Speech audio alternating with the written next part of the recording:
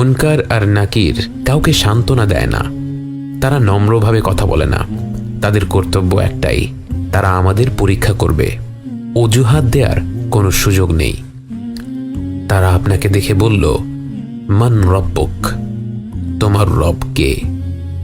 তাদের চেহারা দেখে আপনি ভেবেছিলেন আপনার গলা দিয়ে হয়তো কোনো শব্দই বের হবে না, কিন্তু যেই আল্লাহকে সারা জীবন বিশ্বাস করেছেন, যেই আল্লাহর আদেশ পালন করার সাধ্যমতো চেষ্টা করেছেন, যেই আল্লাহর অমান্য করার পর তার কাছেই ক্ষমা চেয়ে মাথা নত করেছেন, সেই আল্লাহর পরিচয় জানতে যাওয়ার পর আপনি কি করে চুপ থাকেন?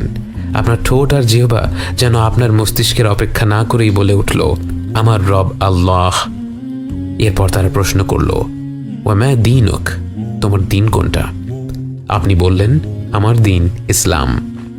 অবশেষে তারা জিজ্ঞেস করল, তোমার কাছে যাকে পাঠানো হয়েছিল তার ব্যাপারে তুমি কি বলো? তার নাম উচ্চারণ করতে গিয়ে আপনার মুখে হাসি ফুটে গেল। আপনি বললেন, তিনি হচ্ছেন আল্লাহর বান্দা, তার প্রেরিত রসূল। আমি সাক্ষ্য দিচ্ছি আল্লাহ ছাড়া কোনো মাবুদ নেই এবং মুহাম্মদ সাল্লাল্লাহু আলাইহি ওয়াসাল্লাম তার বান্দা এবং তার রসূল। সাথে সাথেই তারা বলে উঠল, সাদাক্ত, তুমি সত্য বলেছ।